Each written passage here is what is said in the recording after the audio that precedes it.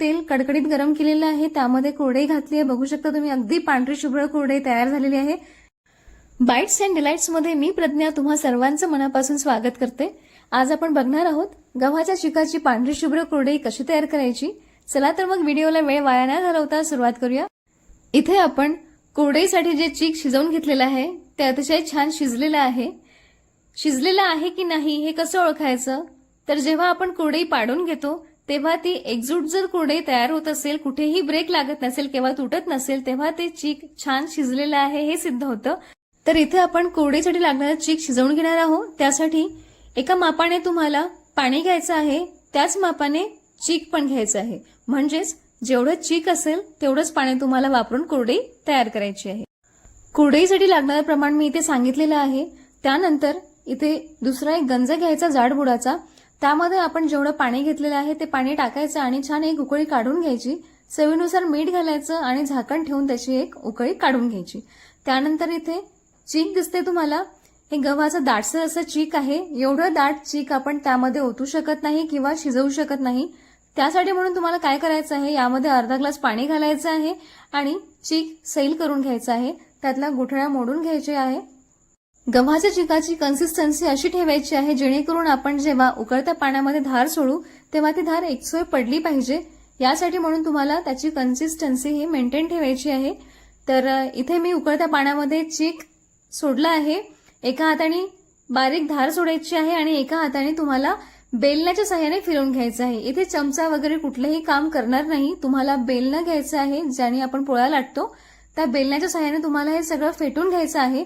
चीक फार घट्ट येतं, त्यामुळे इथे सोबत कोणी असेल तुम्हाला तर फार चांगलं होईल, किंवा तुम्ही एकटा जरी असाल तरी एका हाताने चीक बारीक धार सोडायची. अतिशय तुम्ही एका दमाने टाकून घेऊ नका, जेणेकरून त्याच्या गुठळ्या तयार होतील.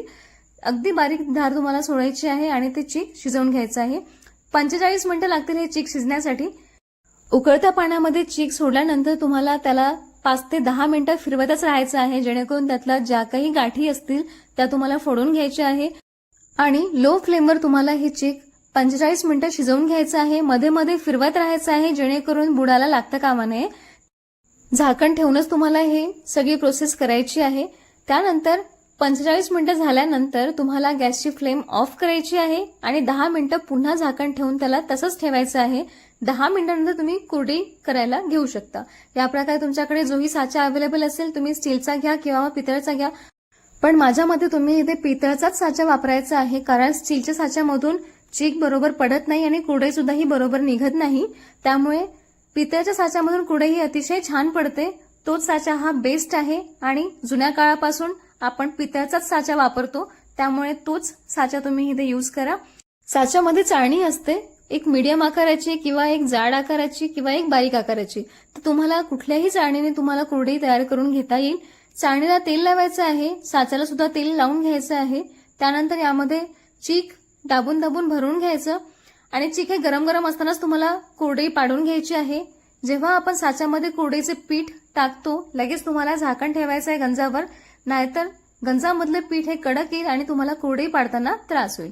त्यासाठी म्हणून ही काळजी घ्यायची आहे. झाकण ठेवूनच तुम्हाला ही सगळी प्रोसेस करायची आहे.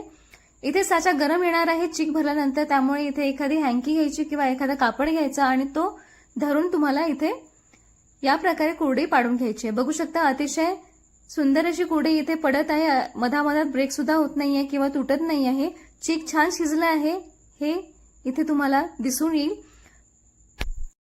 कुरडई पाडताना जर चिकाची तार ही तुटत नसेल तर चीक छान शिजलेलं आहे. तर इथे या प्रकारे तुम्ही सर्व कुरडई तयार करून घ्या. 2 ते 3 दिवस उन्हामध्ये वाळवून घ्या.